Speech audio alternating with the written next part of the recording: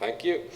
Good evening. Welcome to Naropa University. My name is Chuck Leaf. I'm the president of Naropa, and it's a delight to invite members of our intimate Naropa community and the broader Boulder community to this evening's talk by Bernie Glassman.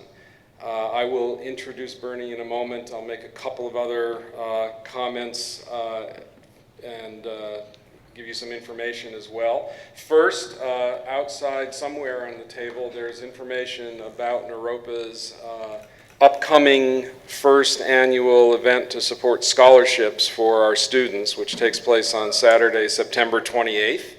Our Board of Trustees has provided initial early money to cover all of the costs of the event, and so all of the additional sponsorships and any other contributions either to the event or to the auction that we're going to have will all go to student scholarships, and so you're all welcome to join us at that event. I'm also going to introduce to you a teacher who has been connected to Naropa for many years, and member of the Zen community here, Jerry Shishin-Wick, who is going to just talk to you very briefly about the event workshop this weekend that Bernie is going to be conducting. Now, you haven't heard the talk yet, but if you like what you hear, and as they say, what's not to like, there are a few seats still available, cushions still available. Jerry can talk to you about that, give you some information, and I will introduce Bernie.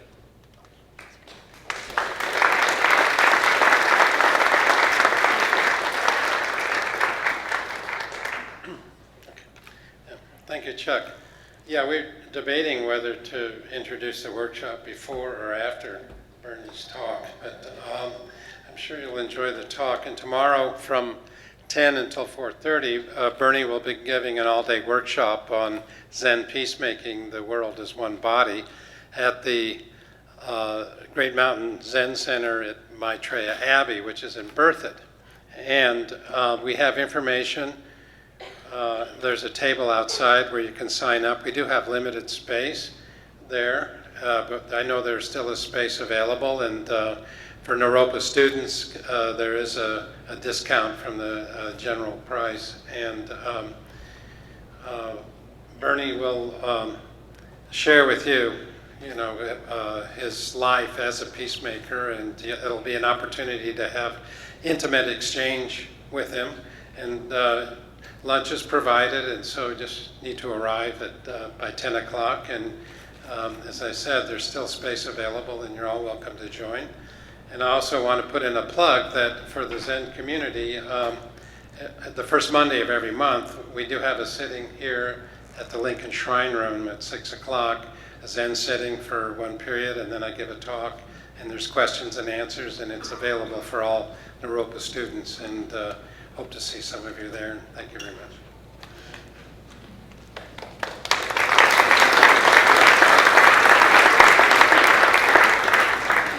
So I'm going to give the abridged introduction at this point. Bernie and I are both very old and both go back a long way, and if I actually started from the beginning, it would take an awfully long time.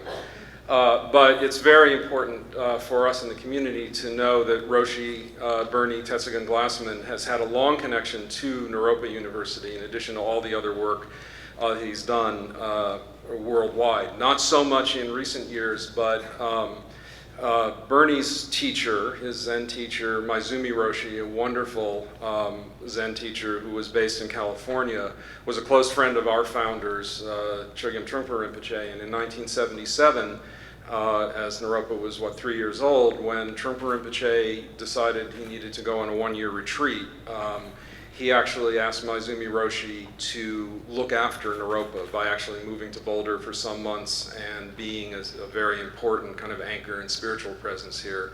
And Maizumi Roshi, to our delight, asked Bernie to join him. And so for a period in 1977, they were here teaching, relating with students and staff and faculty. And so the relationship to Naropa goes back a long time. We subsequently convinced Bernie to join the Naropa Board of Trustees, and he sat on the board for a period of time as well. So Again, a deep connection.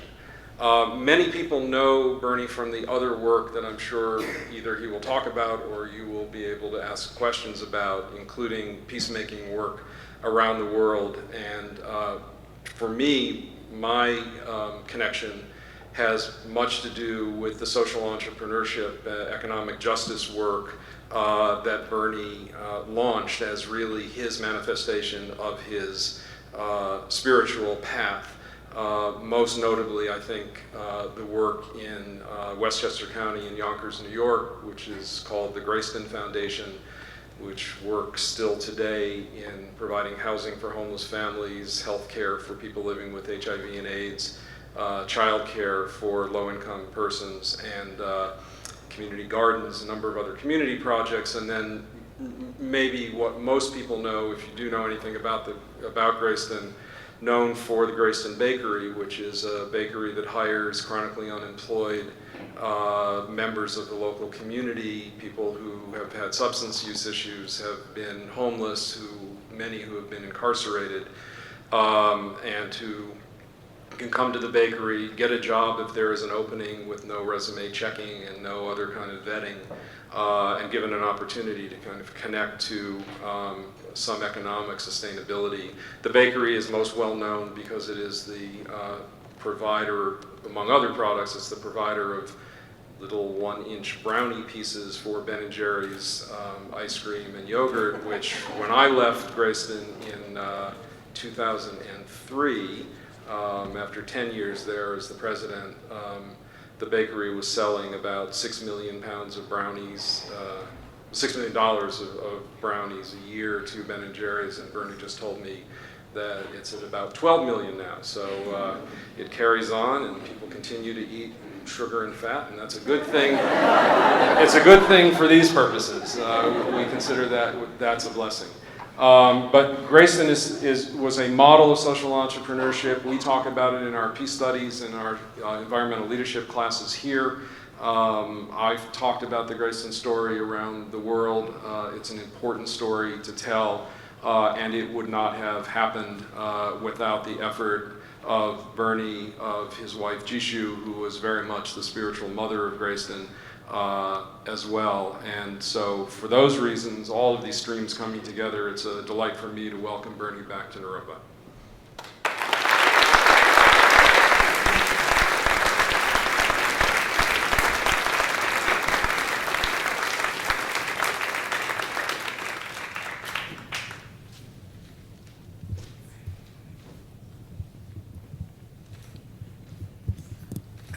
I see coffee. Is the mic on? Can you hear me? So I see coffee and I see water. I don't see sake and I don't see cigars. I must be in the wrong place. But I'll try anyway.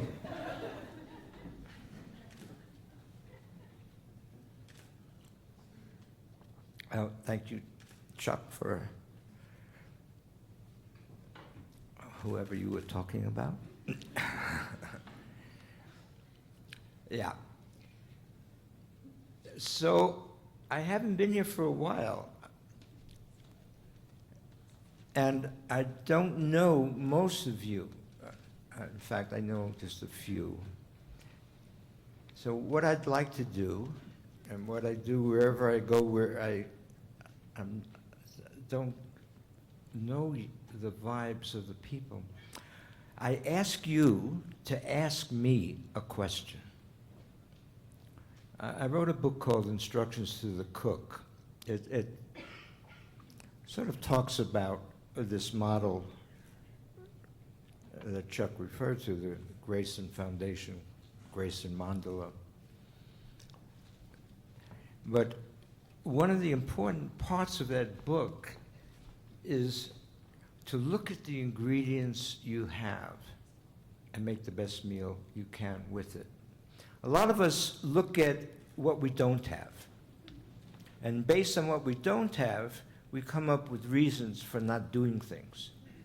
So we say, oh, we don't have enough time. I can't do that, I don't have enough time. Oh, I don't have enough money. I can't get involved with that, man. I don't have enough money. Or in the early days in Zen, it was very common to say, oh, I don't have enough enlightenment. I can't do that. I gotta wait until I'm fully enlightened.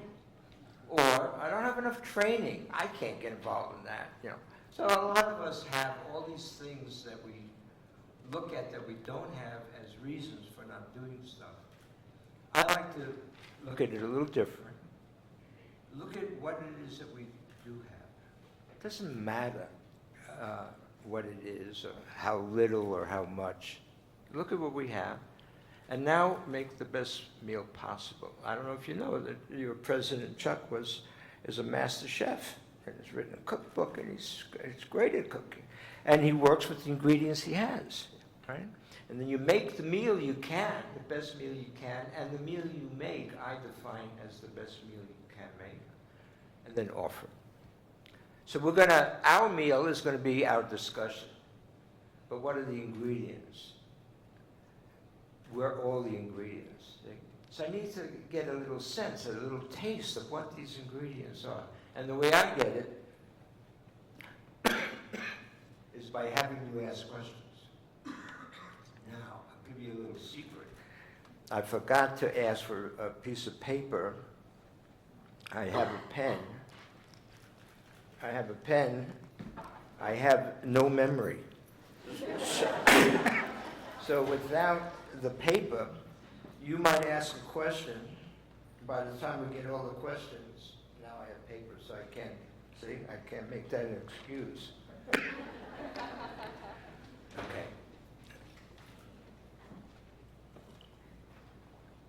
As you ask the question, I will not answer it. Another thing that I have to let you know, I have no answers. I have many opinions, but I have no answers. I love questions. I don't particularly like answers. That's just my nature. Answers seem to me to kill the discussion. So that's it? Okay. I like questions. It opens up for discussion. Or opinions. We can share opinions. We can have different opinions. So I'm not going to answer you. What I want is for you to, in a staccato mode, ask questions. First one might be a little difficult for the first person to break the ice. Ask a question. I'll write it down. I still can remember how to do that. And I'll keep writing down your questions. And then at some point, I'll start answering in some fashion. I'll weave things together, talk, and then we'll open it up again. Okay. First question. And we have mics for those that, there's a hand over there. So we need the mics to go to the hands. The hands should stay up so the mic knows where you are. Yeah, please. How do we keep our government from bombing Syria? Huh? How do we keep our government from bombing Syria? How do we keep our government? That's an easy one, huh? How do we keep our government? Let's start with the easy ones. How to keep government from bombing who? Bombing Syria. Gotcha. Okay. Now please raise your hands and the mics will find you because we don't want too many gaps so that we'll be able to have a good discussion. There's a hand over there. Hey. Somebody has a mic? Yeah. Okay. Go for I'm it. curious, wow, so loud. I'm curious about making peace with physical pain, chronic physical pain, like inner peace. Say that again, I'm not quite hearing. I'm curious about any insight you might have about relationship between chronic pain and like inner peace. Relationships between Chronic pain, like physical pain. relationships. Are these two people that are thinking of getting together? Between chronic pain, Mr. Chronic Pain, And Ms. making peace with that. and who? Making peace. And making peace Yeah, with chronic pain between chronic pain and the self. and making peace. Okay. Okay. There's a hand here. There's somebody with a mic. Yes. What time is it on the sun? What time is it on the sun? Yes.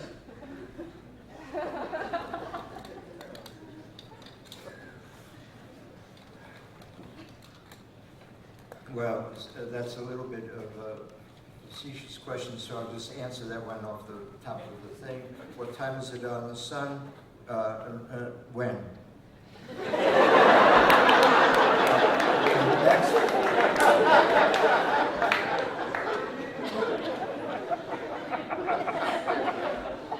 So can you recall something when you were about 8 or 9 or 10 that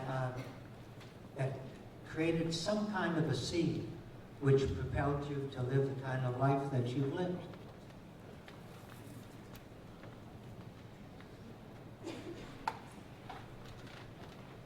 Okay, next. How do you balance striving for something more and faith in what is? Balance striving and Striving and faith. striving and faith. Yeah. The sense of there is more to be seen versus the sense of things are complete as they are. Uh-huh. Yep. What is your favorite song? What is Your favorite song? favorite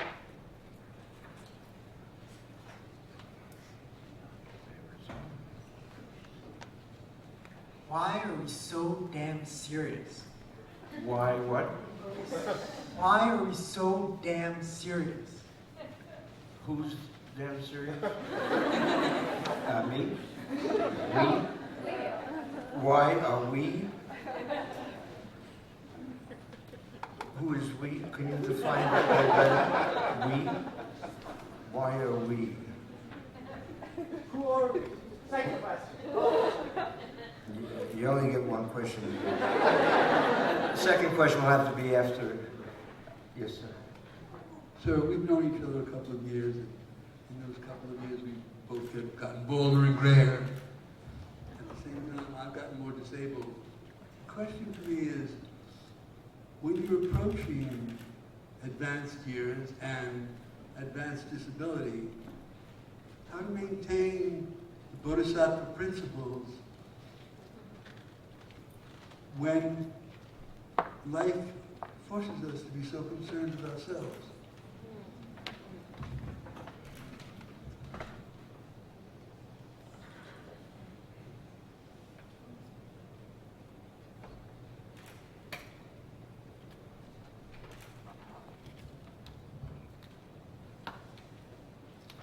I see. Ma'am. I wanted to ask about the order of disorder and how it might be relevant to higher ed. Higher ed? How it might be relevant to higher ed?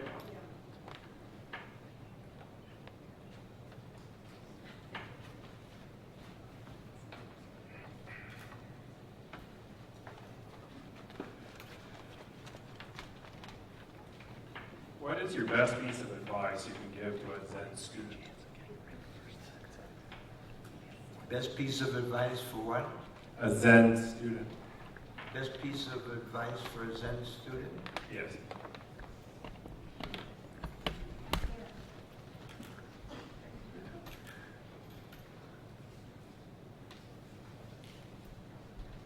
Okay.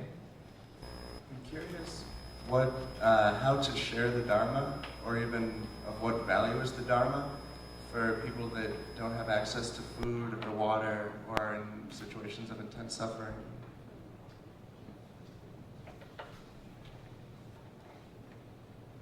Did you actually work in the bakery at the beginning? Did you bake the brownies?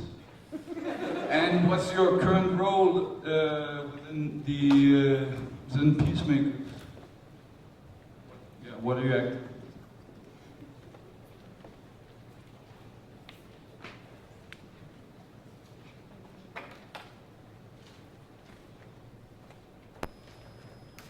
Yeah. I'm wondering if we could explore the relationship of conflict with peace. The relationship of conflict with peace.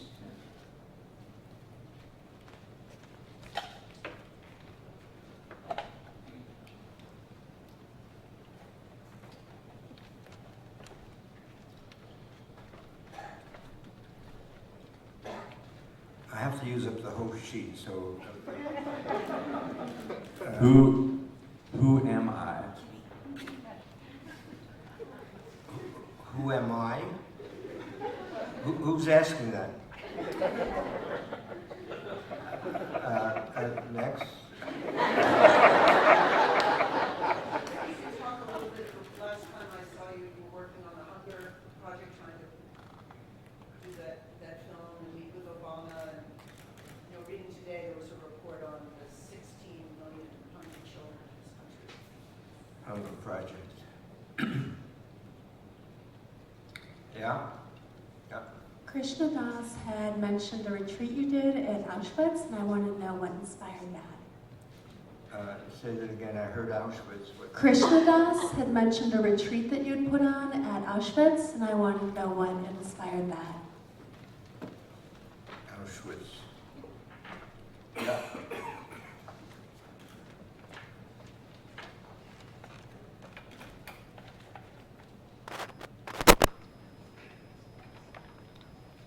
How are you Jewish? How am I Jewish? Okay, for those who don't know, my mother was Jewish.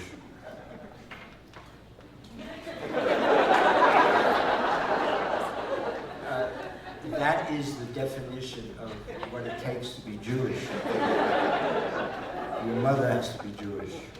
She happened to be Jewish. You may mean something more than that, but that was the direct question. How am I Jewish? How am I Jewish? Yeah. Do you have a daily meditation practice? Do I have a formal meditation practice? And how is that? Formal? For you, yeah, in your long history of practice. So I'm going to break my rule and let you in on a secret. I have very bad arthritis. My bone just talks to my bone. There's nothing in between. So a few years ago, it was needed to be replaced, and I started to do take hot baths in the morning with jacuzzi, and it turned out I didn't have to replace my knee. I could still walk, not too far, but I still can use it. So my formal meditation practice is every morning for 1 hour, I meditate in a jacuzzi. How's that for formal?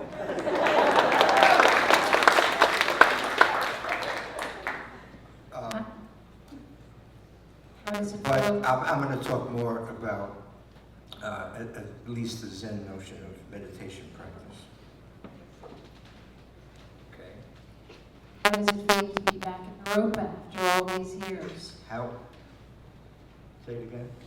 How does it feel to be back at Naropa after all these years? Am I back? How feel? I was here 3 months ago.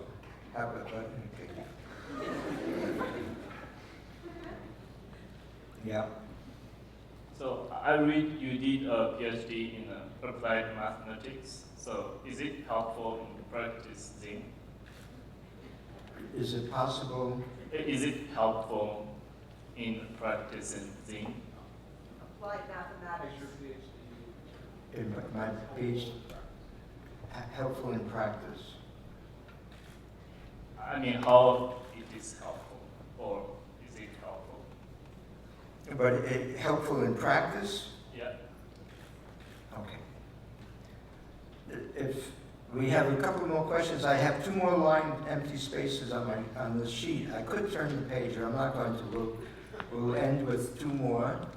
and then we'll open it up again. Can you, wow, it's loud. Can you speak to where you're coming from?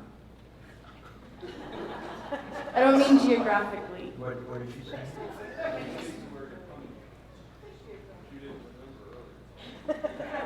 Not physically. Huh? Not what? Not physically. Where am I coming from? Not physically.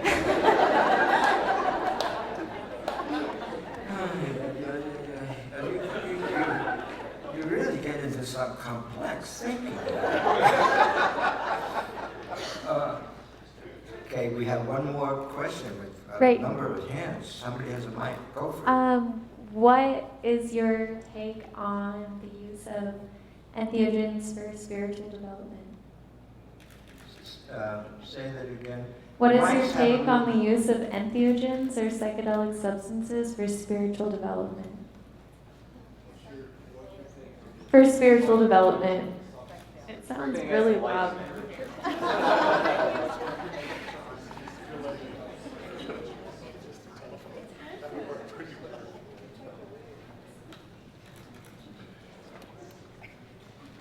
Psychedelic stuff for spiritual use. Okay. Okay, so now we're going to start dealing with all this stuff. And I have to define some of my terminology. Because there's a lot of terminology that was thrown out in these questions that it may not be so clear what's meant by those words.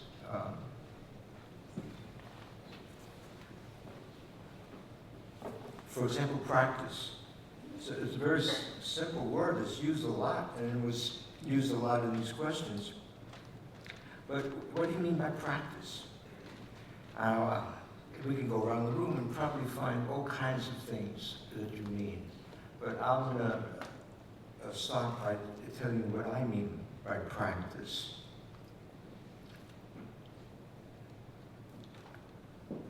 For me, practice has to do with performing upayas, and upaya expedient means, techniques, expedient means, performing upayas that are helping us to experience non-duality. Okay? You may have a simpler, as when I was growing up in the world of Zen, if somebody said practice, they meant sitting on a zafu. The sixth patriarch, who was Chinese, he defined Zazen, not as meditation, because he was Chinese and he didn't speak English. And Zazen was actually a Japanese term, so he didn't even know that word. But he defined what later got translated into Zazen as, or Zen, as the absence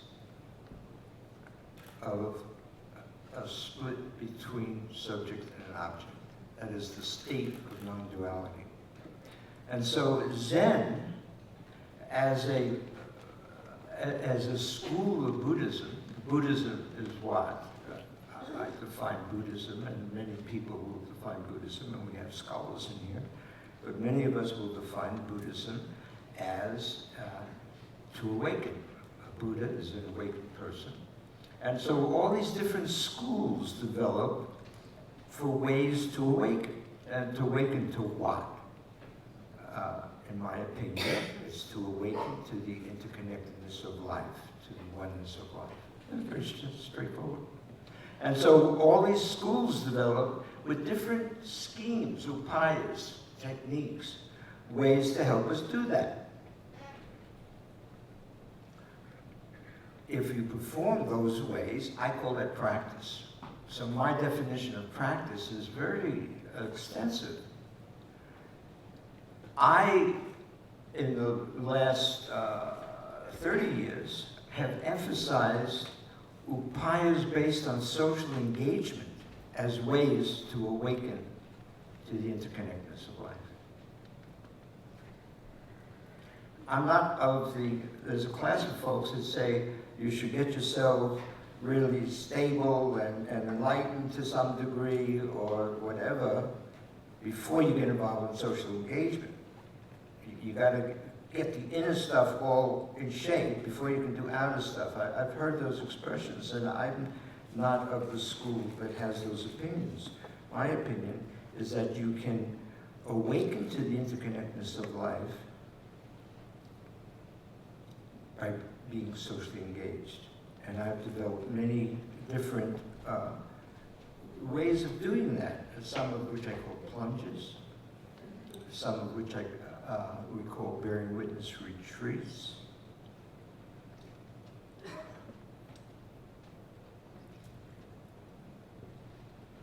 And in fact, the foundation of the Zen Peacemakers, my wife and I founded something called the Zen Peacemakers, which there's a website you can find out more about it. But what just struck me as I was saying this is that Chuck mentioned Grayson, and it's a beautiful, Grayson is a beautiful, I think, beautiful mandala that keeps growing.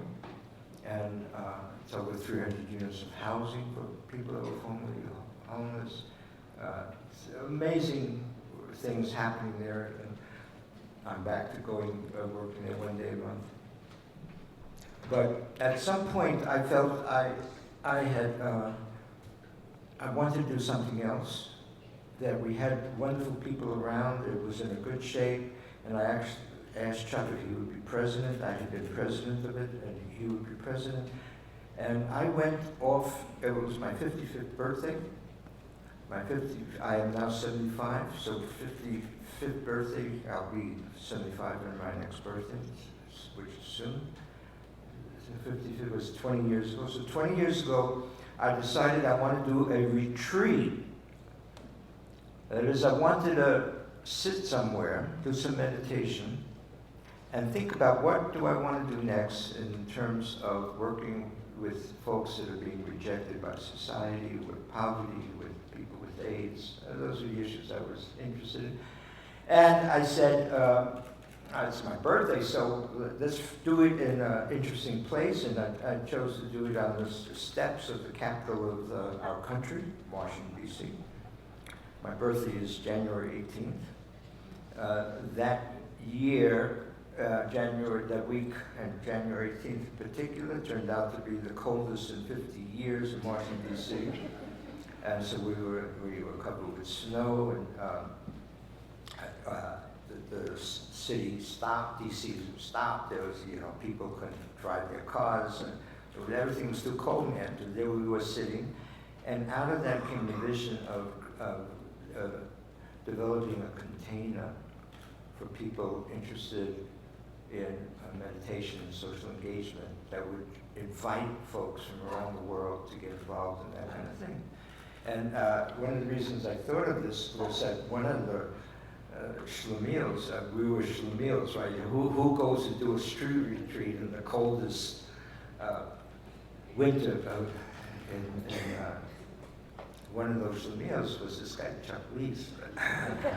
So he came with, I have pictures of him, he's all dressed up to keep warm. How do you keep warm, man? Anyway, and I went home and discussed it with my wife, Jishu, and we came up with 3 tenets to be the foundation of this Zen Peacemakers. And the first was called not knowing. And it doesn't mean not having knowledge. This is an institution which is helping us to gain a lot of knowledge. What I mean by not knowing is not being attached to any of the knowledge we have. Not thinking we have any solutions. We have many different models and we can learn lots of stuff. but we don't have the answers. That's what not knowing means. Not being attached to any of the stuff you have in your bag. Load up your bag with as much as possible, but don't be attached to any of it, as that's going to take care of it. So you enter a situation and deeply listen. Have deep empathy, deep listening. Don't approach any situation saying I have the answer. So if I'm talking about whether I bomb Syria or not bomb Syria, you probably have your answers. I don't have any answers. That's not how I lead my life. I approach a situation and I try to deep listen and try to feel. And then our second tenet is bear witness. Be in that situation. Be in that situation. Become that situation. Get rid of the dualistic way of thinking. I'm just reading a beautiful book, I have to mention it, and I don't remember the title, and I don't remember the author. I think the book is called And There Was Light. You know that book? Huh? Right. Jacques. She's got it. So it's about this Frenchman, born before, about 10 years before World War II. I dates I'm not so sure. At any rate, when he was young, maybe 6, 7, or maybe around 7, he had glasses. I have glasses, but he had glasses that had shatterproof glass, and he fell and hit the corner of a desk, and the glass didn't break, but the stems, or, blinded him, and he became totally blind. And he says that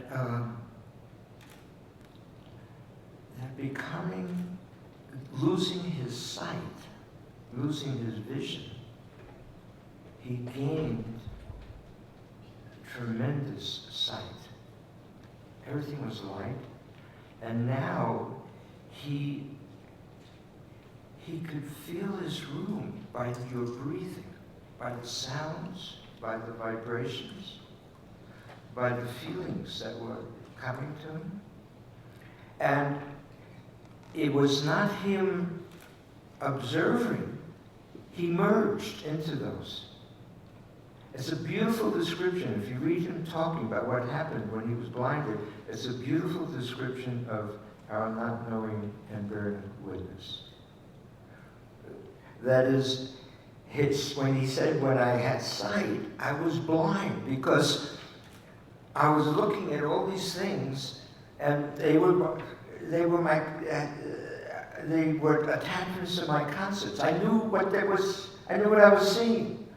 He said, when I lost that vision, now I became those things. And he said, I was full of love. The third tenet of the Zen Peacemakers is loving actions. And I have the faith, and I've been saying that if you can approach a situation from the standpoint of being totally open, total listening, no attachment to any kind of concept, and bear witness to that situation, that loving actions will arise.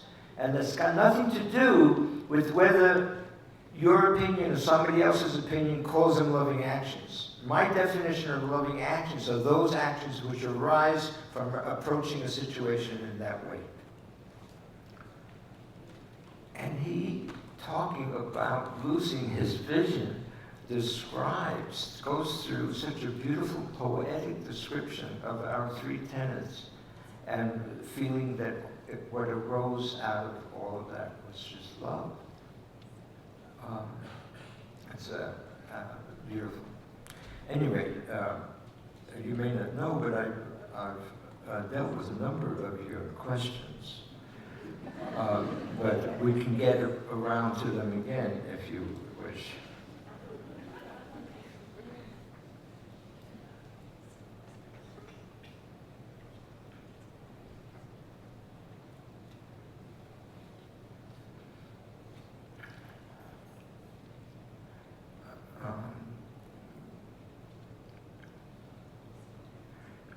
chronic pain and making peace. So, again, that's an interesting word, peace. The name of the organization that I founded is called Zen Peacemakers. And then people say, well, that means that you're interested in making everything peaceful or getting everything to be at peace. And I don't believe that's possible. I don't believe that's possible. So what do I mean by peace? Do I mean that if we are arguing that I can get us to stop arguing and that we can all feel good about what our neighbor is doing, what our government is doing, what the other government is doing? What is this stuff called peace? Is it just some abstract thing, man, that I've got out there? Oh, we're gonna have everything's gonna be peace. It seems impossible, doesn't it? What do we mean? You know, I look at my own body. Let me take my body. My body, I've got all kinds of stuff happening in my body. I'm fairly thin. Chuck saw me today and said, boy, you look thin. He's 3 months ago, he said the same thing. I'm the same weight I was 3 months ago. But one of the reasons I'm thin is that I have all kinds of stuff going on in me. I got diabetes 2, and I got meds that I take to deal with it that keeps my weight down. People ask me, how you lost a lot of weight? How do you do it? I say, oh, get diabetes 2. Then you have these meds and you can lose weight or whatever. But anyway, I have lots of things going on in my body. I have cancer cells in my body. You all have. We all have cancer cells in our body. And we have white cells in our body that are attacking those cancer cells and keeping that under check. And then sometimes they're not under check. I mean, we have beautiful people in this room that's happened to, and many friends that's happened to. But we all have them, and we have these white cells attacking, trying to keep it under check. And I'm a pacifist. But do I say to those white cells, hey, white cells, stop that fucking around and don't attack those cancer cells. I'm a pacifist. Don't you know we should be at peace? No more screwing around like that. No, I don't do that. I don't do that. Even though I'm a person of peace. But I don't get mad at my white cells. I don't tell them to change what they're doing. So what do I mean by peacemaking? So this woman asked, how am I Jewish? And I said, well, my mother was Jewish, so I'm Jewish. I've also done little studies in the Jewish tradition. I've done other studies in a number of traditions, actually. Studied with Krishnamurti. I studied with a disciple of the wife of Ramakrishna. Taken hand in the Sufi tradition. I've studied a number of things. But one of the there's a beautiful story in the Jewish mystical tradition that says, in the beginning, before, what was the beginning? And for those of us who are scientists, and we know about Big Bang, and some people are talking about psychedelics, and that's got some connection with Big Bang too. But there was people talk about a Big Bang. So in a Jewish Hasidic, in this mystical tradition, there's a period before the Big Bang. And in that period, the light of God, and God is defined in that tradition as that which cannot be known. Sounds familiar maybe to some, but at any rate, the light of God filled this vessel, a cup. It was a big cup, and there was a lot of light in it, and it was very intense. And the cup broke and shattered into many pieces. And we have a story about a Avalokiteshvara, a bodhisattva of compassion, breaking into many pieces and coming back as a multi-armed and multi-legged Kanzeon, and different names for the same person or bodhisattva. But anyway, they shattered. And then the role of the righteous ones, they were righteous ones. And the righteous ones are the ones who have the role of bringing those pieces back and making it one again. And in Hebrew, that word is that's called oseh shalom, to make peace. The word shalom, which is peace, has as its root shalem, which means to make whole. So my definition of peacemaking is to try to bring the pieces back together, to see to experience the interconnectedness of life. That we live in a fragmented, we think, oh, the Christians, they don't know what they're doing. The Buddhists know what they're doing. Jews, they don't know what they're doing. The Syrians, Obama, who knows? Everybody, everything is different. It's not all one. When I look at my own body, I don't take this body and start looking at what the hands are doing and what the tuchus is doing and what the liver is doing and say, they're all screwed up, man. They're all doing wrong things. They should do what the same. I don't do that. I try to, I don't even try. It's all interconnected. And so I do the best I can to take care of this one thing. Well, the role of the tzaddik and the role of the bodhisattva and the role, I think, of the Buddhist is to see the oneness, not to see. I keep saying see. I do not mean see. If you hear me say see again, yell at me and say, why do you stop seeing? It's to experience the interconnectedness of life. To see is easy. To talk about is easy. We want to experience. We want to get to the place like you are with your own one body, that you don't walk around saying, oh, I've read that my arms and the legs are all interconnected. That's crazy. We want to be able to function out of that oneness. And if you can if that happens, you will take care of the things that arise in a loving way. That's my opinion. So I've defined peace, see?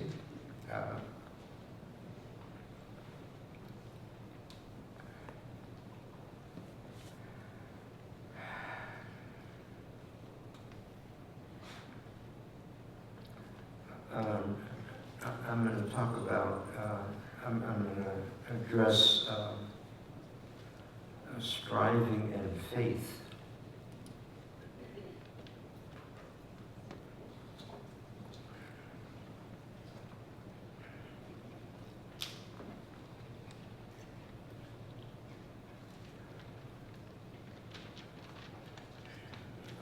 I'm not sure exactly where the question is coming from, but what it makes me want to say is that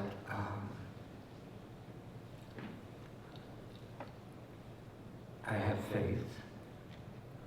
Faith in what? I just have faith. And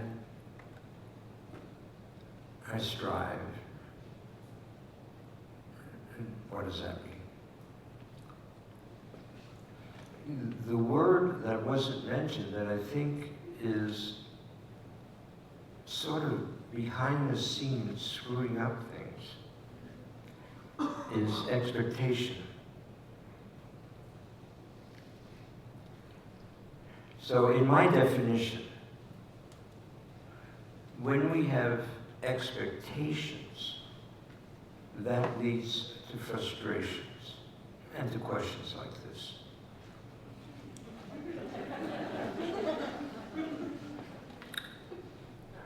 Everything, according to my boss, a guy named Shakyamuni Buddha, everything is changing. Okay, so everything is changing. So now everything is changing. And before we go any further, I believe Judith Brown is somewhere here. Yeah, there she is. I'm gonna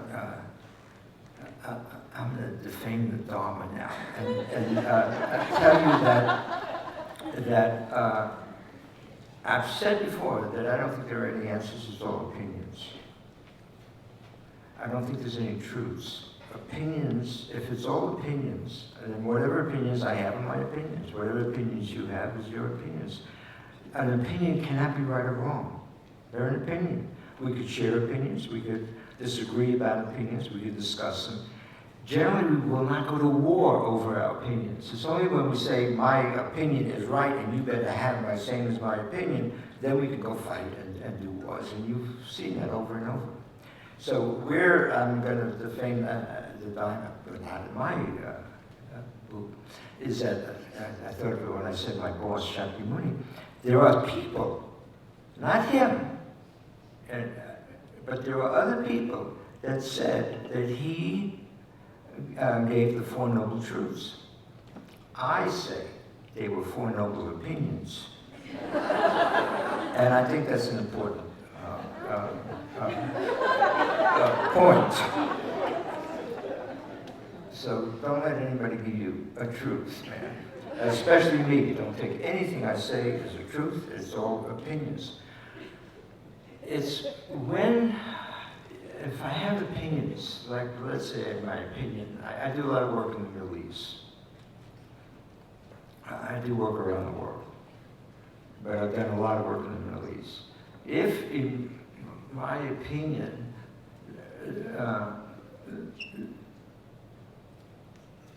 there should be peace, that's an opinion. If I try to force it, or if I say it's got to happen by such and such.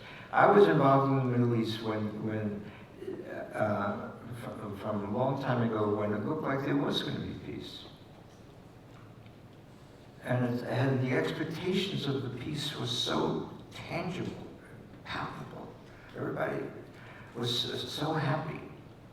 And then it all fell apart. We had Second Intifada, and all of the groups that had those heavy expectations, they fell apart.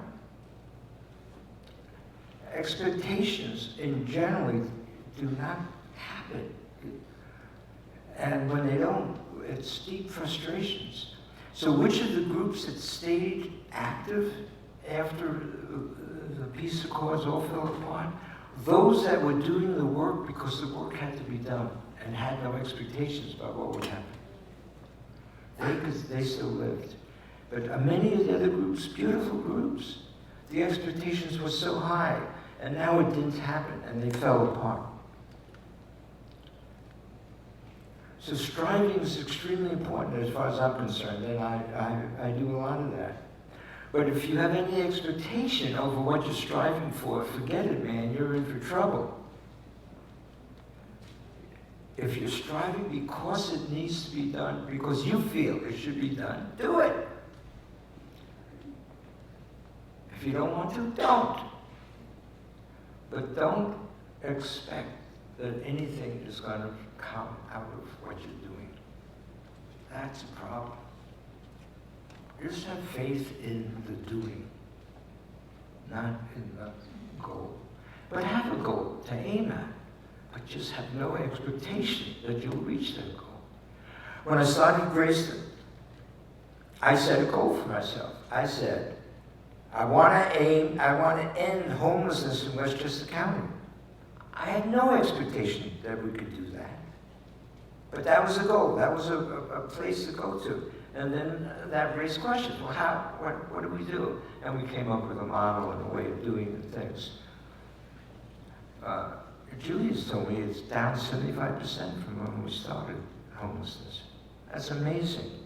Because at the time we started, Yonkers, where we started, had the highest per capita homeless rate in the country.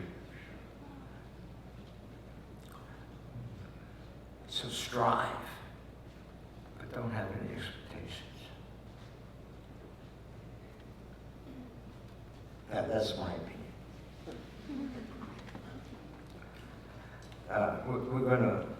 I want to jump to Auschwitz.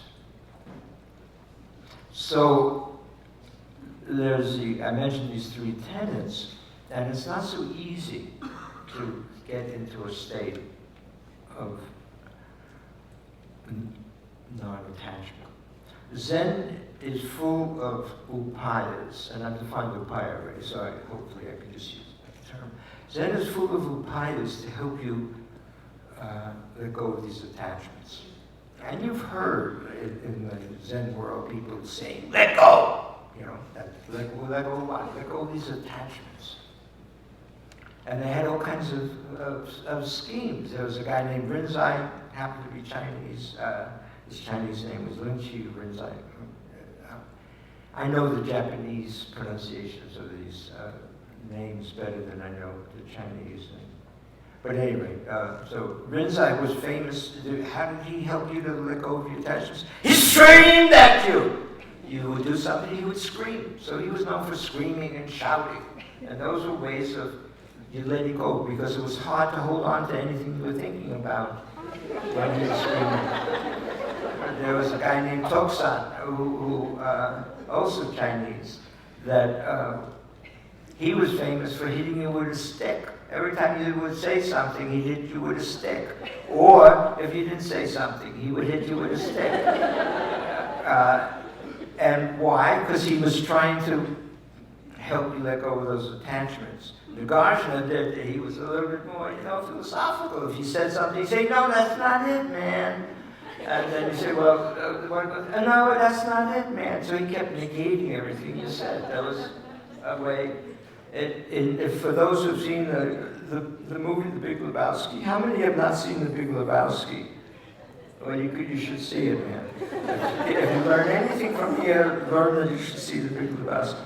But at any rate, in The Big Lebowski, there's another upaya for helping us to let go of what we're thinking, right? Well, this guy, Donnie, keeps coming up with answers. And what does Walter say to Donnie? Shut the fuck up, Donnie! So that's a way of letting go of your attachment to an answer. So there's all these schemes. So you need upayas to help us experience this state of non-attachment. And I did what I call plunges as one. The first, I started doing street retreats 22 years ago. And you know who happened to be one of the people on the first street retreat?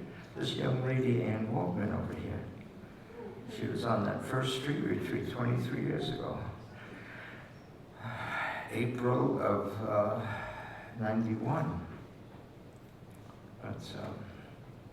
But we had, I did one for the 20th anniversary. Supposedly the last street retreat that I was going to do was the 20th anniversary. Did it at the same place in the Bowery.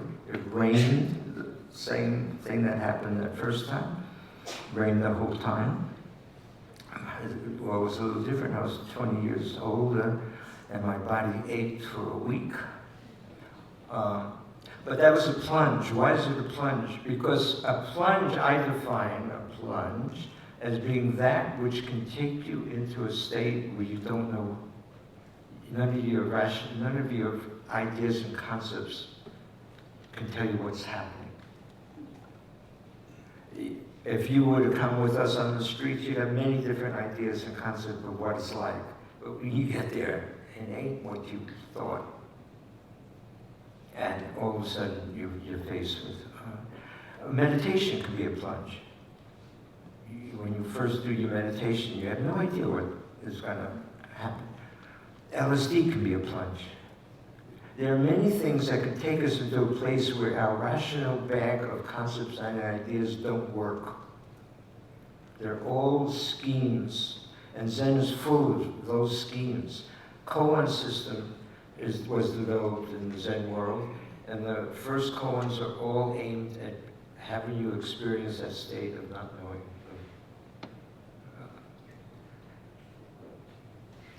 Bearing witness, meditation is a bearing witness practice, but meditation does not always become a bearing witness practice. Bearing witness practices are practices in which the subject-object relationship disappears. It's not where you're just sitting and just dreaming about things or thinking about things or keeping or observing things. Bearing witness is where you stay. So at Auschwitz, start off by talking about Auschwitz. At Auschwitz,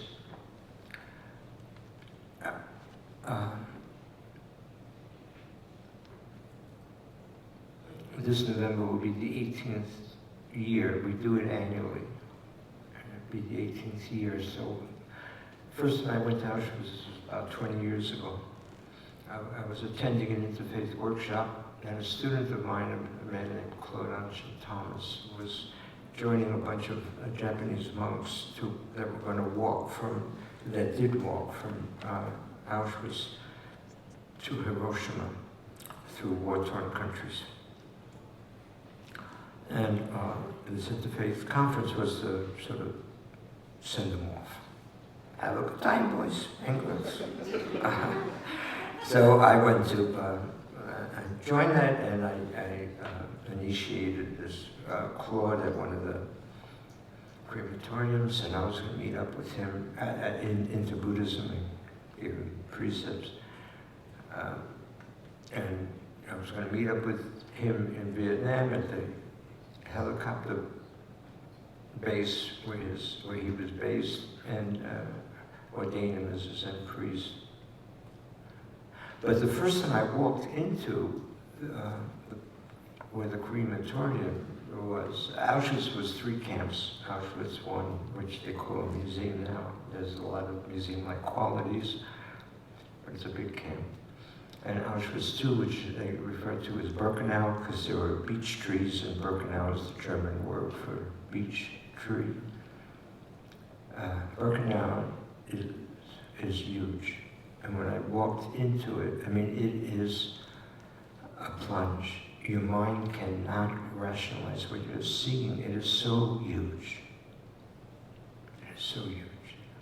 And I felt millions of souls wanting to be remembered.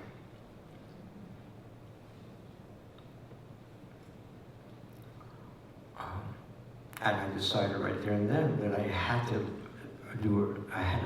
sit there. That I was plunged into what's going on here, man. There was no way for my rational bag of ideas and concepts to tell me what was going on. So for me, that's happened in many ways in many places, and that's in fact what drives me. Because every time that happens, I know that's a place where I need to practice. I need to do something there to connect. What is this? So I designed a retreat in which it takes a bearing witness retreat that lasts 5 days, and the first day is organized to help plunge into that state of not knowing, to overwhelm the intellect that knows things. Because everybody who goes there knows what's going on. I mean, they know that. They have all these ideas. They've been brainwashed forever. My 2 kids who grew up in a Zen center and also went to school in yeshiva, Jewish training. I invited them to come, and they didn't want to come because they had been brainwashed in their yeshiva. All Jewish kids that go to yeshivas are brainwashed into what the Holocaust was about and what went on there at Auschwitz. They didn't want to come. They came. And because of the way the retreat is, it's got, the setting, of course, is the Holocaust. But what we're dealing with is much bigger than that. It's the concept of other, how we deal with other. And we all have issues with how we deal with other, as far as in my opinion. In my opinion, all of us have our own clubs in which we invite people that have the same opinions as us, and don't invite people who don't share our opinions. So, if I'm a person who says we shouldn't bomb Syria, then I ain't gonna watch all those crazy bums that are saying we should bomb Syria. If my club is the club that says we should bomb Syria, I ain't gonna listen to any of those that are saying we shouldn't bomb. We had all kinds of clubs. From liberal, I'm not gonna listen to these fundamentalists or these arch conservatives. If I'm an arch conservative, I'm not gonna listen to these liberals. I won't invite them into my house for tea or for coffee. Yeah, we all have our clubs. And Auschwitz was a place where everybody who didn't fit the Aryan club or the club that Hitler created was dealt with by killing them. So it was a place where you killed the handicapped, you killed the gays, you killed the gypsies, you killed the Polish intellectuals, you killed, of course you killed the Jews, you killed the Russians, a lot of the others, all these others. But what about us? So we have clubs, and if you don't fit our club, in some of the places, we had what we called gay bashing. We don't like gays around us, so let's bash them. Or we didn't like blacks among us, let's lynch them. Or we have how many people in prisons because they're not fitting our club of how to behave. And I mean, it goes on and on. What's the most common way of dealing with people that you don't want in your club? You ignore them. You don't invite them into your house. You don't read their stuff. You don't talk to them. There is nobody that has gone on a street retreat, and it's now been happening for over 20 years, as I said, and it's happening all around the world. I have many students that are leading street retreats all over the place. In fact, next Thursday, I fly to Israel to participate in a 3-day Yom Kippur street retreat in Tel Aviv among 25,000 Sudanese who have walked from Sudan through the deserts, gotten to Israel as refugees, and are now being yelled at because why are these refugees here, whereas all of the Israelis were refugees who got there. But anyway, that's the way it goes, because those Sudanese are not in the club of the Israelis, that other Israelis. They're whole different clubs, man.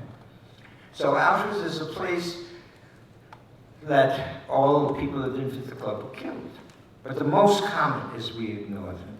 And on the streets, one of the things that happens is that there's nobody that I know of that has gone on a street retreat, and there's been now thousands, that will cross the street when they see a homeless person, or avert their eyes when they see a homeless person. Generally, they'll stop and say, "Hi, how you doing? What's your name?"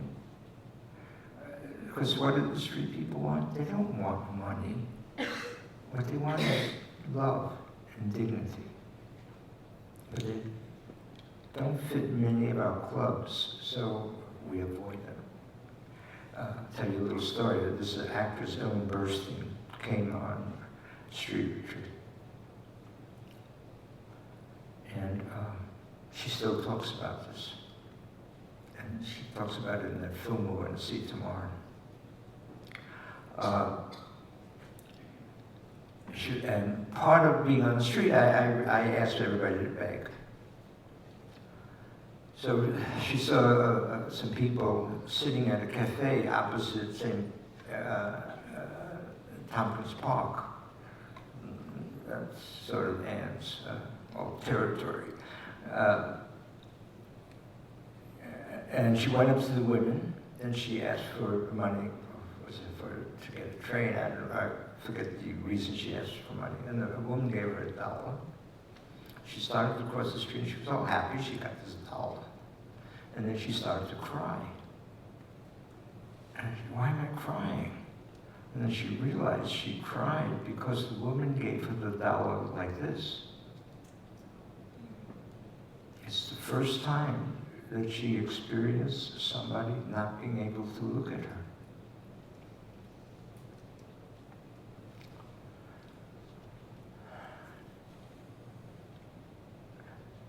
So we go to Auschwitz, and part of what I wanted to do is, this was a place so many different people were killed. It was a place of other. So I invited as many others as I could into that retreat. into that place.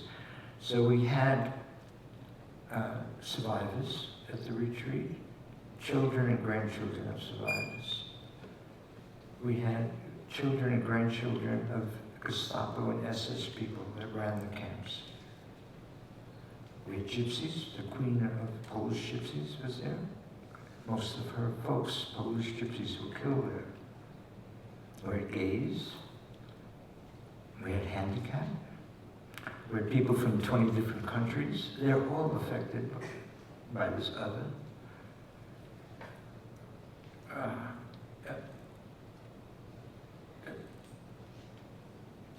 Maybe 6, 7 different religions.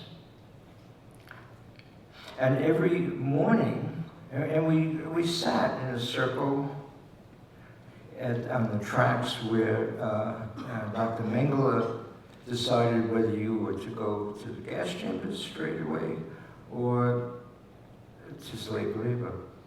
And my wife Eve's aunt went past Mengele. She had a baby in her hand, and they took the baby to go to the gas chamber, and the mother, Eve's aunt, to go to slave labor.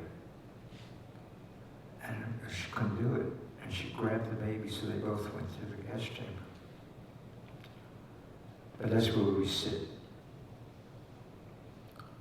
And then in the mornings, we break up into groups of about 10, and we share, doing a way of counsel. We share what's coming up for us. And I'll give you an example. About 2 years ago, and we have, of course, facilitators in each group. So I facilitate one group. And about 2 years ago in my group, there was a woman from Germany who lives in Munich. And on the first day when we were introducing ourselves, she said, I've been thinking of coming to this retreat for 15 years. This November will be the 18th year. But I was afraid to. Her grandfather was SS and ran a camp. I was afraid to come. I was afraid I would meet a Jewish person or a Polish person. And there was a guy in the group said, I've been thinking of coming for 10 years to this retreat. He was Polish and he lives in a city called Krakow, which is about an hour away from Auschwitz. He said, I was afraid I would meet a German person. So for all those years, their club did not allow them to have, the Polish guy did not allow him to have any German people in his club. And the German woman did not allow her to have any Jewish or Polish in their club for different reasons. The German woman, out of guilt, she had created this club. The Polish guy, out of anger, he had created. We have different reasons for why we create these structures. In 4 days, they were hugging each other and crying with each other. The loving actions arose out of the bearing witness, out of the plunge into where they were plunged into the state of not knowing, and then bearing witness to each other over time. The plunge is instantaneous in my way of thinking, and the bearing witness is duration. And I think, so many people, and it's sort of amazing, but many people have said to me, and have said in speaking, in the evening we gather as a group and we talk, but have said that they had first experienced love at Auschwitz. Now, who would think that you would go to a place like Auschwitz to experience love? But that's happened to many, many, many, many people.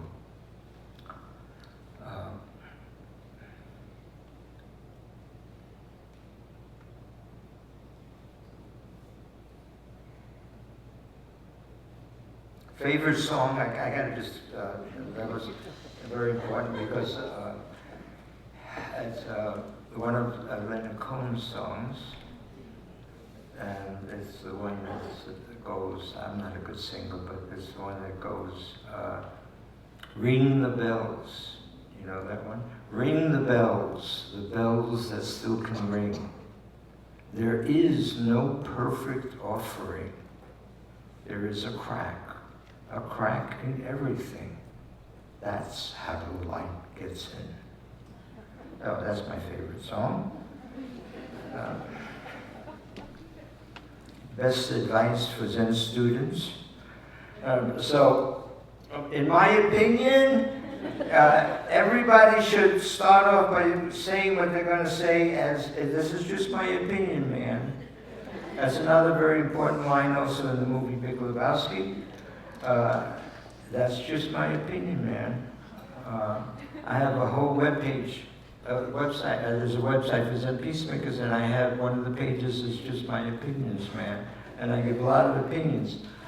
And you don't have to be a Zen student to experience that. Somebody asked me once in an interview what would be my final words, and which is equivalent to what's the advice you want to give. And I said, my final advice would be, it's just your opinion, man. It's a wonderful way to live, I think. The Hunger Project,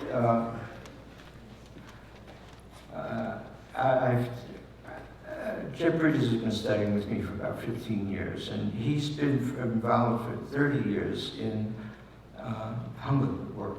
He started the foundation 30 years ago. It's more than 30 now. I keep saying 30, and I've been saying it probably for 10 years. But he got turned on to that through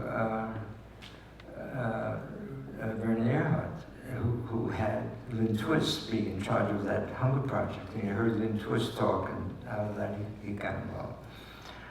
But a number of years ago, he got involved with a guy named Billy Shaw, who was working on a project that's called No Child Hungry by 2015.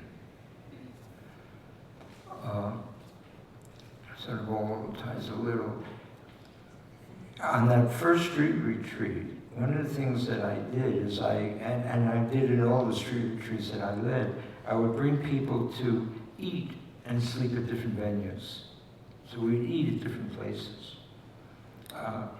And that first street retreat, what struck me was that there were no Buddhist groups helping us, those of us in the streets.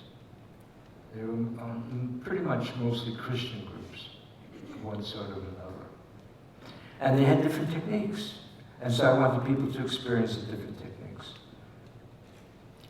I felt after that retreat, I actually spoke to Pema children and also to Ramdas about starting a Buddhist kind of soup kitchen. And Pema said if I did, she would, this was a long time ago, so she would come and be part of that project. And Ramdas said he would get involved too. But I did. I started Grayson, kind of, all my energies went into Grayson. But in the last few years, we started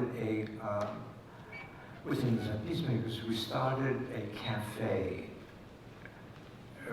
So Grayson was all about getting people out of homelessness and out of the welfare system into sustainable lives.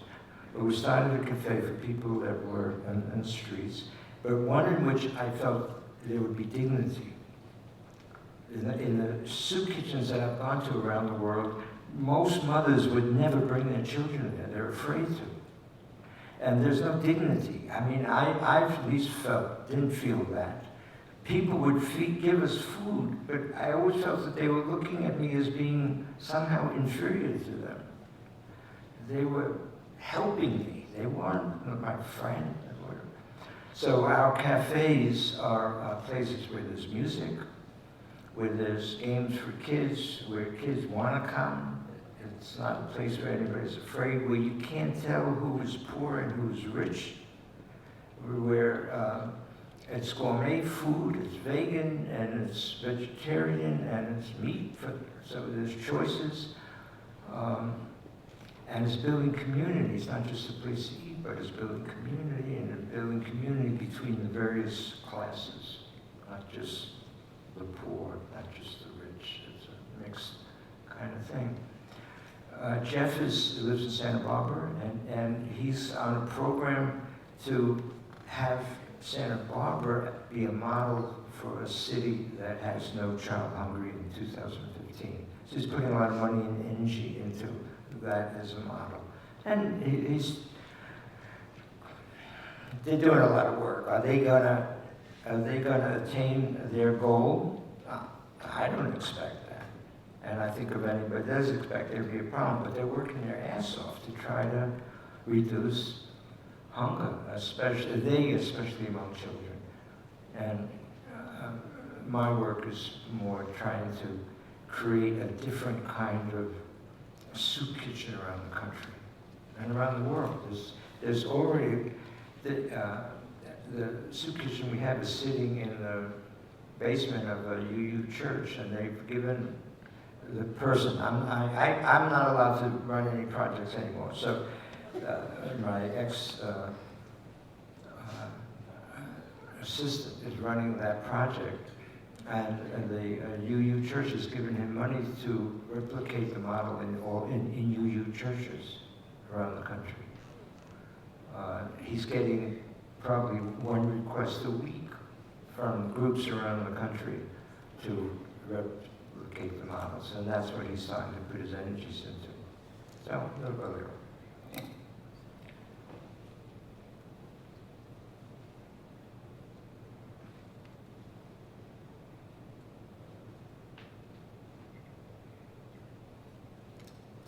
Feels great being here, and now it's time to open it up for some discussion. We have about 20 minutes.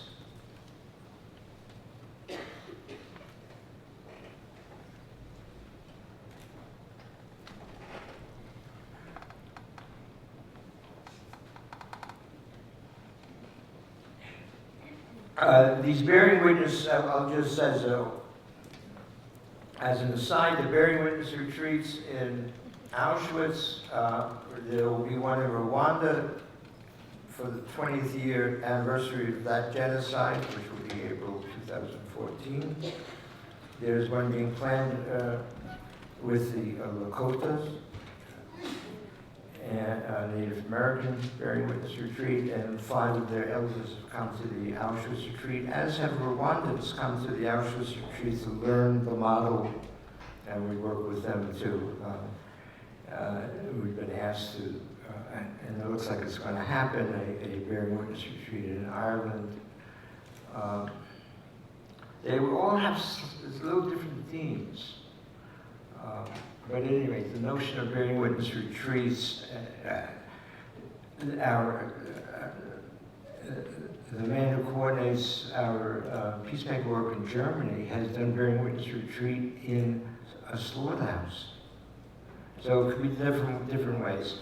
I do bearing witness work in refugee camps as a clown, and I'm bearing witness to children, cultures that I have no idea what it is. The plunge is simple. You have no idea. I have no idea of the language or the culture. So I have to become the children and do something gentle and see whether it provokes a smile or provokes fear or and then if it provokes fear, I back away. If it provokes a smile, I increase the intensity. So those are bearing witness retreats. There's many different types of bearing witness retreats. Okay. You mentioned your wife and your children, and I'm just wondering how to nurture a loving and healthy family while you do so much work out in the world. How to nurture love? How to maintain that love and connection within your family while doing so much work and travel out in the world. Everybody's doing a lot of work. You know, everybody I know is living, that's living. The dead people is a little different. But if for the living people, they're doing things for 24 hours a day. A lot of it's sleep, eating, screwing, going to the bathroom, different jobs. We're all doing things. My feeling, if you could approach everything from the state of not knowing and bear witness. So when you're with your kids or your grandchildren, if you can start from, I don't know what's the right thing to do. How many of us as parents knew exactly what was the right thing to do? When you first would check Spock or some book. Oh yeah, that's what I got to do. But if you could approach from not knowing, bear witness to the children, to whatever, at the time you're doing things, then in my opinion, loving actions will arise. And I don't care who you are, that can be applied to everything, including your wife or your husband or your children or your grandchildren or your great-grandchildren or your dogs or your cats, you know. Isn't it, it's just, I think that my approach to life is very simple. Very simple. You don't have to study any complicated texts. You have to let go of your attachments when you approach something and not look for the answers. Many of your questions ask me for answers. And if you probably noticed, I don't have answers. I have a process. Approach, not knowing. Approach, deep listening and empathy. Bear witness, feel what's going on, grok what's happening, man. And then watch what loving actions arise. And I think you'll find it very exciting. Or boring, whatever. But you'll feel something.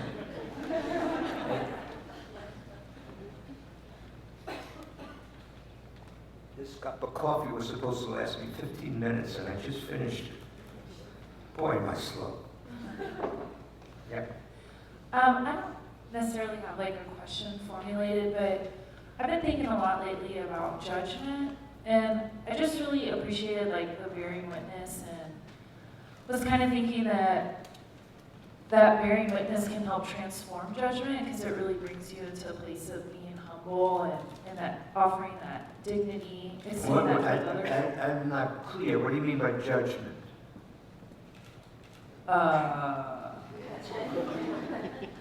Just judging others, and I guess being attached to those expectations. Judging others. And judging yourself too, like those. Judging yourself. Yeah. Well, I just feel like it's. How does that fit in with not knowing? How does that fit in with everything being an opinion? Well, I just feel like it's related to like that attachment. You know, you have no mic. You either can't talk or you gotta get the mic. Sorry, but I can do that. I just thought it was related to like attachment to those Yes, expectations. judgment's got to do with attachment. So if you are letting go of your attachments, you gotta let go of your judgments. See? Does that cause a lot of problems for you? What? No judgments? You mean I can't judge those people? Well, you can, but that's not in our scheme of not knowing. You know, man. How could you make a judgment unless you know? Right? And I talk about not knowing. Oh, what am I doing here? But I don't mean not having knowledge. I just mean not being attached to anything. And if you are in that place, you cannot be making judgments. You can have opinions about things. For example, I approach chocolate ice cream. I have no. Now, from the state of knowing, I know I don't like chocolate ice cream. So now I let go of that attachment. I'm approaching chocolate ice cream. I'm approaching it from the state of, I'm open, man.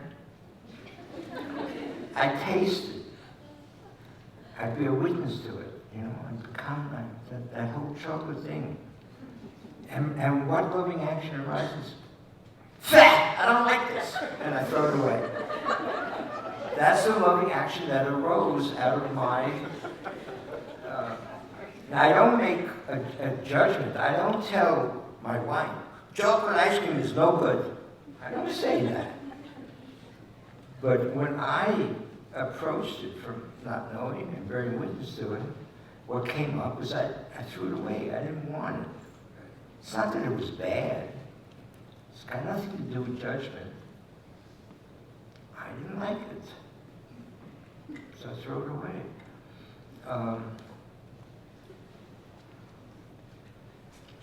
Where was I? The Grant was with me, and I gave an example of not knowing the bearing witness. So it had to do with a workplace. And, you had someone working for you that wasn't working well. so I have somebody working for me, and and the things are getting all screwed up. And I approach the situation not knowing. I'm open. I listen. I bear witness to what the person is doing, and the loving action that came up was I fired him. Because I didn't like what was going on. I didn't make a judgment. I just wasn't doing the job. I fired him, you know. So, loving actions don't necessarily fit your definition of loving actions. Loving actions, to me, are what arise out of approaching a situation from this standpoint of being totally open to what's happening, bear witness to it, and whatever arises out of that, I call loving actions.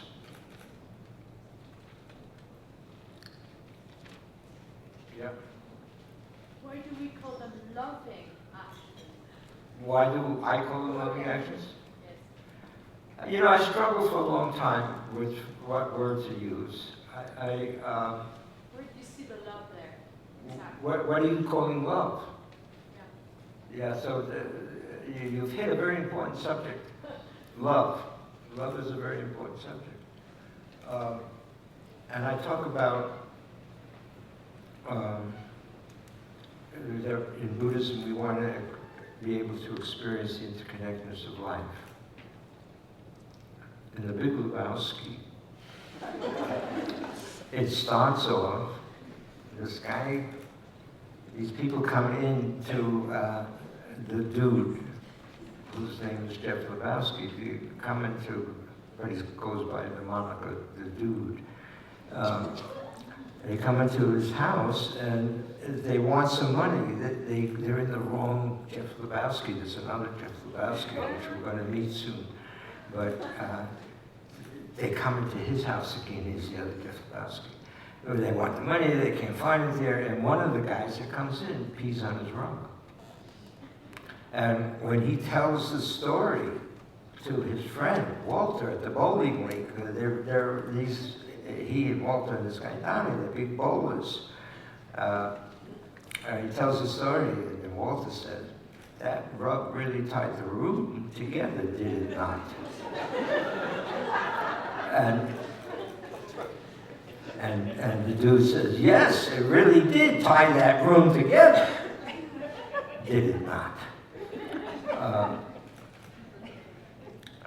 So we did a book, Jeff and I, and came out in January called The Dude and the Zen Master, the conversations we've had.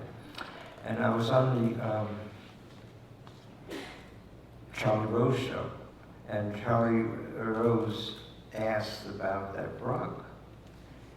And so this is in January, not long ago, and it struck me that,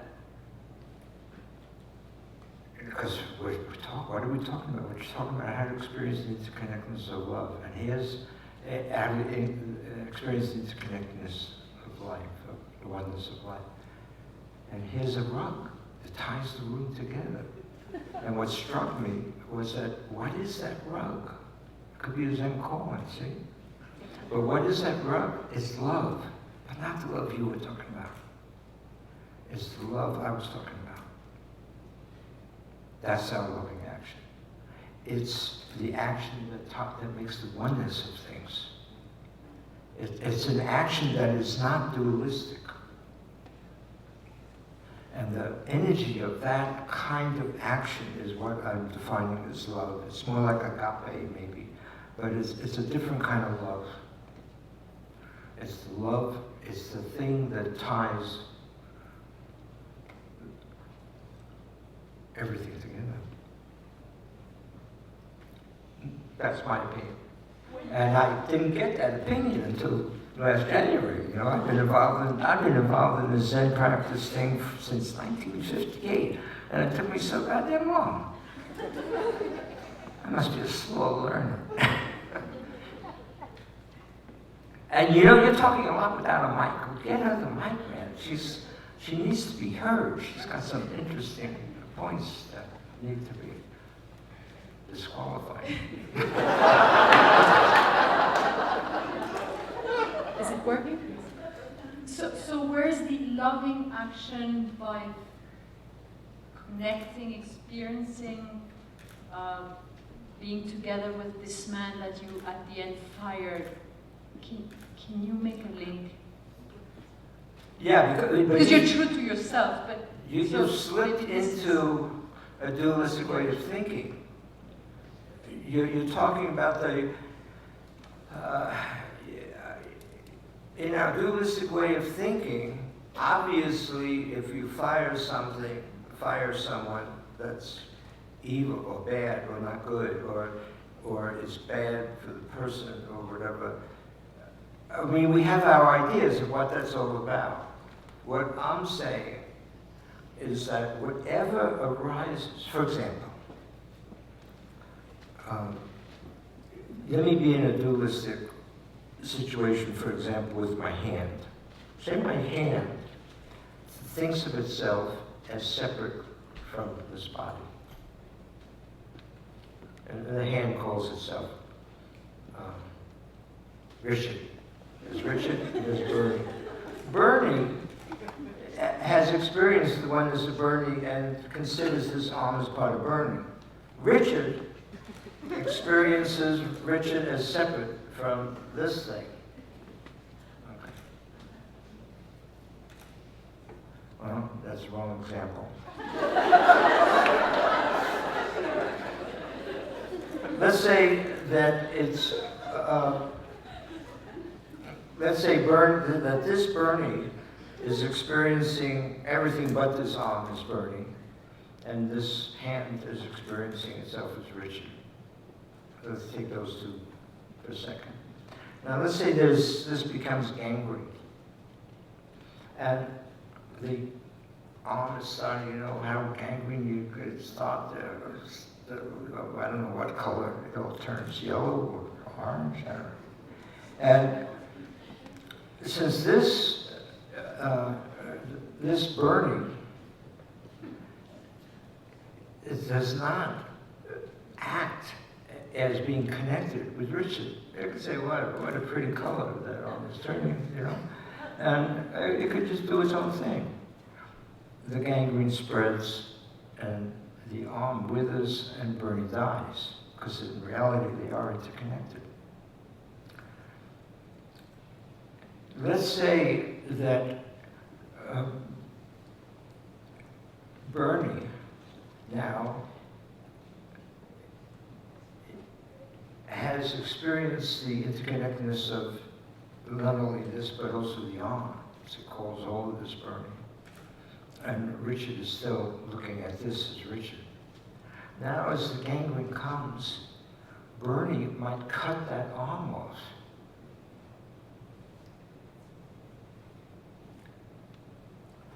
Bernie has borne witness, has become this one thing. And in order to do the best good, automatically it amputates. Somebody looking from the side might say, "What? You're cutting off that thumb? How can you call it a loving action?"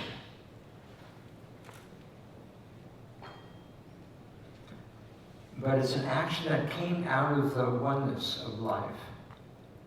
And all actions, in my opinion, and these are my opinions, you don't have to share my opinions, but in my opinion, all actions that come out of that oneness of life, I call loving actions.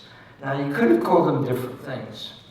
I started off, to tell you the truth, if you want the etymology of that third tenet, I started off thinking of that third tenet as tikkun, That's a Hebrew word that literally, it's a hard word to translate. It could be translated as healing. It's more likely repairing. But if you remember that story I gave, the metaphor I gave, not a metaphor, it's a story of God's light going into a cup, breaking it into a lot of pieces, and all these righteous people bringing the pieces together. The bringing the pieces together is called tikkun, repairing the cup. I started off using that, but I said, wow, we're in America. How many people know what tikkun means? So I then went to healing actions. But healing, people are going to say to me, how is it healing to cut off somebody's arm or to fire somebody? And then I went to loving action. I knew they were going to say, how could you call that loving?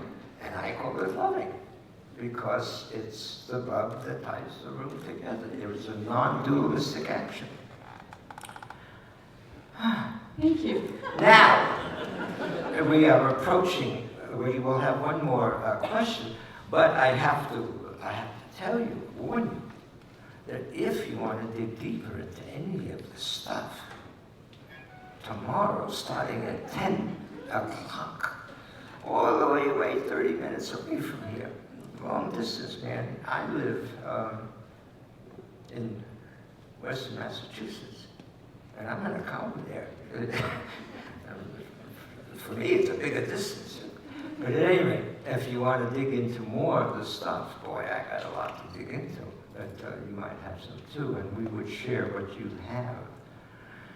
And of course, I also invite you to come join us on these bearing witness retreats. When people say, there are people, I don't have students, I don't take new students anymore, but when people say they want to know what I mean by bearing witness, I say come to a bearing witness retreat. The experience always is so much deeper than any kind of words I can give. I hope I gave you a sense of these bearing witness retreats, but I guarantee you that any of the ones we're doing will take you to places that you did not go to today, or even tomorrow. Although we will take you to places tomorrow. Okay, did I say that there would be one more question? Right here. Somebody has a mic? Okay, I won't. So I'm the kind of person that will read the whole book without doing the exercises. Say it again. I said I'm the kind of person who will read a whole book with like meditations in it and not do the meditations and take in the information and think it's so great. So this is sort of coming from that place, which is hearing a lot about non-dualism and approaching it from this view of that's an absolute reality. And then there's relative reality that we experience where we rub up against these judgments and what comes from that. And for me, it strikes me that from an outsider perspective and putting the judgment on you that you're coming from a place of a lot of privilege and doing a lot of this work, and I come from a lot of privilege and doing work that I'm interested in. And that's something that often gets me hung up on who am I to do this? How do I relate to my privilege when I'm doing this kind of work? And I'm curious how you relate to those social structures of privilege when you're trying to do this work of non-dualism. That makes sense. Simple question.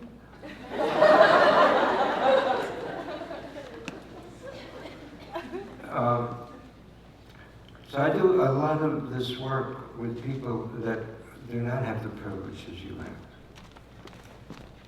And they find it very important. That's been part of the excitement of my life.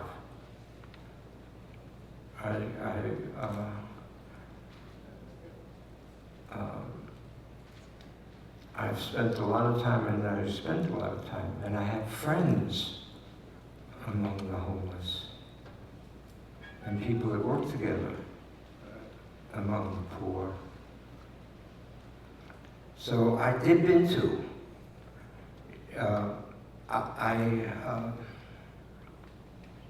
I enjoy working in all classes and not just the poor. I enjoy working with the rich. I don't differentiate. I do encourage people to not just stay in your own club of privilege. As I said before, we all have our own clubs. And many of us would not let a poor person into our club. That is, our club has a lot of class distinctions, all kinds of distinctions, whatever. And I'm not advocating, or in my opinion, there's nothing wrong with all these clubs. What I do like is for people to see how to make doors so that people from one club can enter the other clubs. That they're not so, that the containers of the clubs aren't so rigid.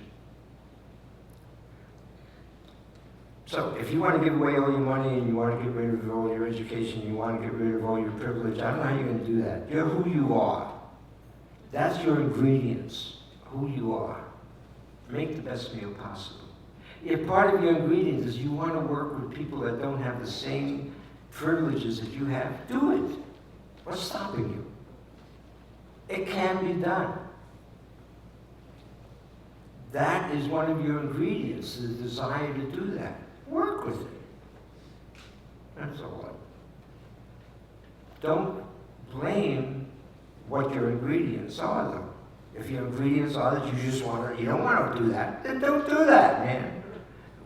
Don't be down on what you aren't. Look at your ingredients, honor them, and work with them. That's the end of tonight's story. To be continued.